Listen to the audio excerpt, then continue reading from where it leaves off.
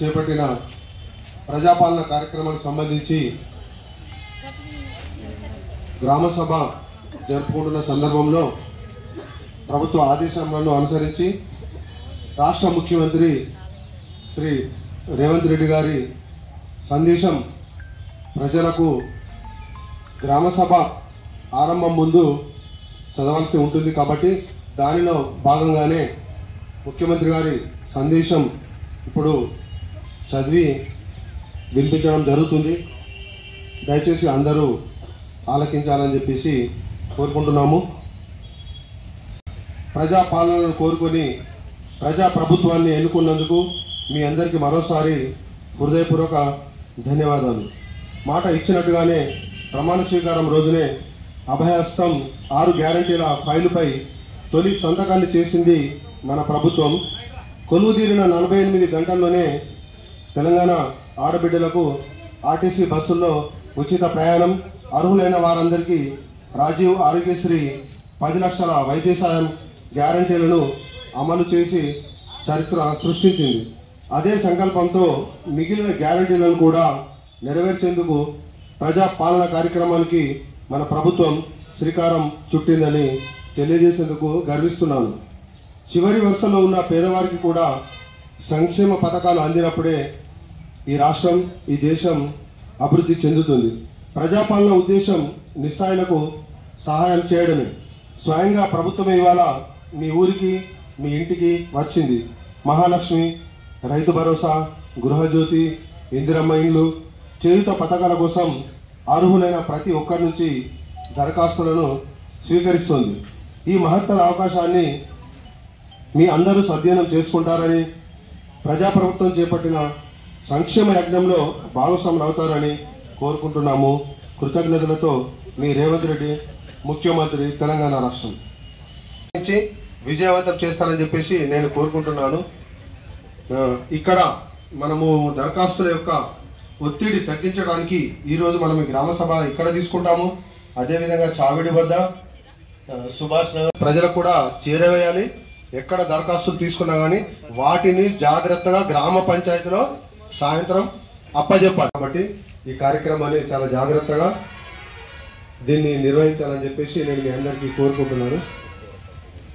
అవును, ఇంకొకటి కూడా చెప్పాలి ప్రజలకు. 31, 2 సెలవు దినాలు ఎక్కడ కూడా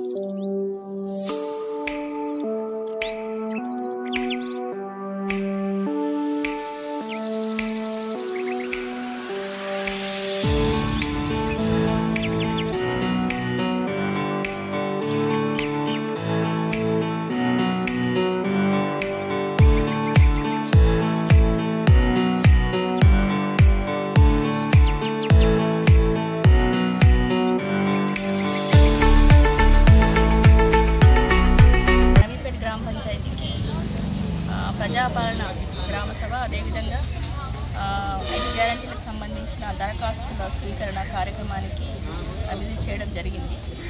మనకి గ్రామ పంచాయతీలో ప్రతి గ్రామ సభ రోజు ప్రతి 100 కుటుంబాలకు ఒక కౌంటర్ చొప్పున మనం ఏర్పాటు చేయడం జరిగింది. ఇది మనకి 28 నుంచి జనవరి 6, 28 డిసెంబర్ జనవరి 6 వరకు 8 డేస్ వరకు కంటిన్యూస్గా అప్లికేషన్ తీసుకోవడం జరుగుతుంది.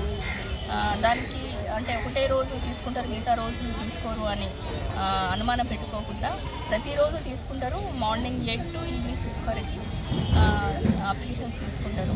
సో వాళ్ళు ఎవరైనా మీరు అప్లై చేసుకోవడం ఒక దూర ప్రదేశాల్లో ఉంటే కూడా ఆ రోజు వచ్చి మీరు అప్లికేషన్ గ్రామ పంచాయతీలో ఇవ్వాల్సిందిగా కోరుతున్నాను.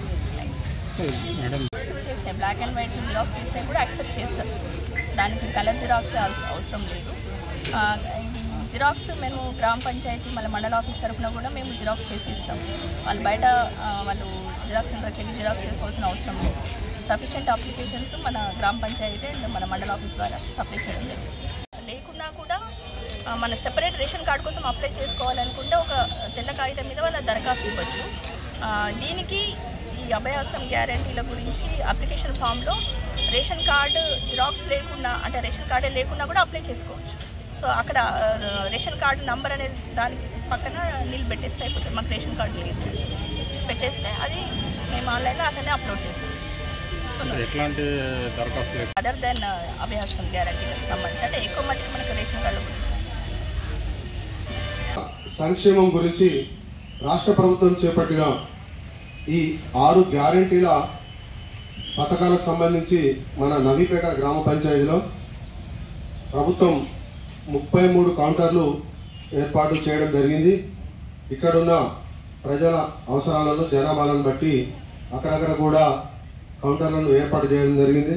ప్రజలు ఇట్టి అవకాశాన్ని ఉపయోగించుకొని వారికి సంబంధించిన మహాలక్ష్మి పథకానికి సంబంధించి 2500 ఆర్థిక సహాయం కానీ 500 సిలిండర్ సబ్సిడీకి సంబంధించి కానీ రైతు భరోసాకు సంబంధించి దాంట్లో రైతులకు ఎకరానికి 15,000 చొప్పున కూలీ రైతులకు 12,000 చొప్పున ప్రభుత్వం ఈ పథకంలో దరఖాస్తు చేసుకున్న వారికి ఇవ్వడానికి కూడా లబ్ధిదారులను ఎంపిక చేయడానికి ఈ గ్రామ సభలో దరఖాస్తులు స్వీకరించడానికి అందరికీ అవకాశం ఉంది. అదేవిధంగా రాజీవ్ ఆరోగ్యశ్రీ కింద కూడా ప్రభుత్వం 10 లక్షల ఆర్థిక సహాయాన్ని కూడా చేయడానికి నిర్ణయించుకుంది. ఈ విషయం కూడా ప్రజలందరికీ కూడా పెద్ద ఎత్తున వెళ్ళాలి.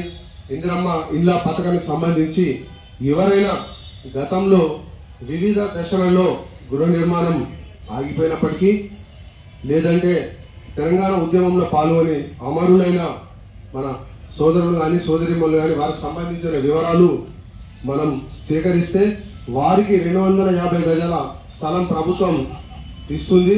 ఇటు విషయాన్ని కూడా మనందరం అందరికీ చేరవేయాలా.